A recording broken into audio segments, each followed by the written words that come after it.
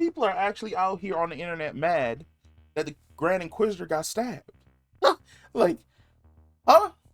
Like, I feel as though the last few days have been super weird because I've been hearing people and I've been reading things on Twitter and TikTok and YouTube about how, oh, this show is doing the Grand Inquisitor a disservice because the Grand Inquisitor is supposed to be way more stronger than this, and he got stabbed in the abdomen like an idiot, and blah blah blah blah blah.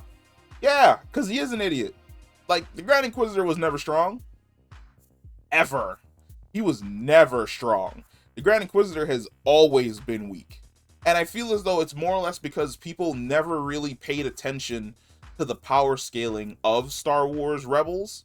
So in the Clone Wars, it always feels as though everyone is around the same level, but Anakin's a little bit better than everyone because, of course, he's the chosen one. And that's essentially because during the Clone Wars, everyone was a Jedi Knight. Every single member of the Jedi Council or the Jedi Order in general that gets sent on missions with Anakin, Obi-Wan, and Ahsoka Tano, they were all highly trained Jedi Knight.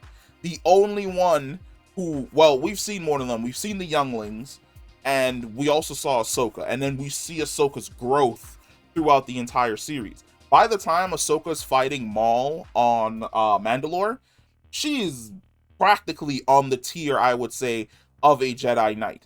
I would say that because of her experiences, she's probably mid-tier or a high-tier Jedi Knight who could, if she wanted to, probably become a master. Ahsoka was that good.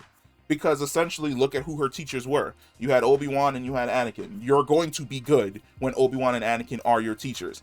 By the time you jump into Rebels, Rebels is a scale down. Okay? Kanan Jarrus is not a Jedi Knight during the first, I think, 2 seasons of Rebels. He doesn't become a Jedi Knight until they make it to that temple and he sees the Grand Inquisitor before he becomes corrupted. And through that Force vision, he gets knighted and becomes a Jedi Knight. But when Kanan first fights the Grand Inquisitor and kills the Grand Inquisitor, the Grand Inquisitor lost to a Padawan. Like, Kanan Jarrus was a long-term Padawan because of Order 66. He essentially escaped and had really no further formal training from a Jedi Master right up until the point when he fights the Grand Inquisitor, beats him, and the Grand Inquisitor is like, yeah, no, I'd rather die here than go back to the arms of Lord Vader. Peace out, I'm done. Like, he's always been weak. Like, he was never strong. None of the Inquisitors are actually strong. Even when you look at a video game like Jedi Fallen Order, like, the Inquisitors that you encounter in Jedi Fallen Order seem strong, but then you have to remember that Cal Kestis is also a Padawan who has not yet been knighted. Of course, through the journeys of the game, he ends up being knighted, and you best the fourth sister? The fourth sister.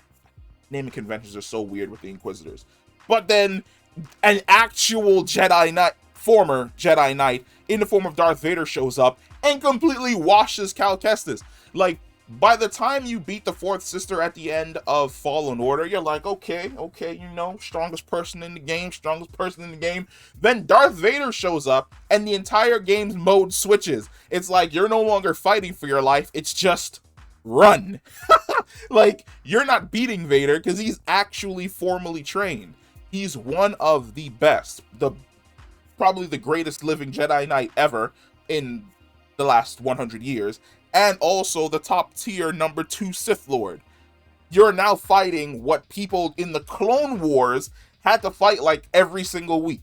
Every single week of the Clone Wars, one member of the Jedi Council, a Jedi Knight, or a regular Jedi Master was like squaring up with Grievous, fighting Count Dooku, escaping from Palpatine when he decides to like descend and do his little Sith Lord shit, fighting Maul, fighting Savage, fighting Ventress, fighting all of these different bounty hunters like Cad Bane. You were putting in work during the Clone Wars. During the Clone Wars, to quote R. Kelly, you were fighting for your fucking life. The Grand Inquisitor is weak as shit. Like, he didn't take part in any of that. He was just a random temple guard.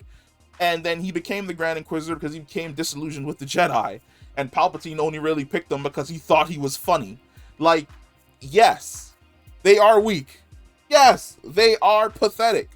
Yes, their lightsabers are fucking dumb. They were designed to be dumb for a reason, which is why later on, when Ahsoka like encounters him, Ahsoka's like, "Oh, I can dismantle your lightsaber." Like, click, click, done. But yeah, the Grand Inquisitor's always been weak. Like, he's never been strong. None of the Inquisitors are actually strong. They're fighting an Obi-Wan Kenobi who's currently locked at like 1% of his power. They're probably gonna bully him until he reconnects with the Force and starts training again, and then all of those years of battle experience kicks back in, and he turns back into the Obi-Wan we're gonna see in a couple years, who takes on Maul and kills him in like one lightsaber stroke on Tatooine. But yeah, like don't freak out about the fact that the Grand Inquisitor is weak. He's always been weak. All the Inquisitors are weak. Anyone who would have been a top tier Jedi or a top tier threat in any way, shape, or form essentially died during Order 66. But settle down. settle down. It's gonna be okay. I can't wait until this next episode. All right, peace.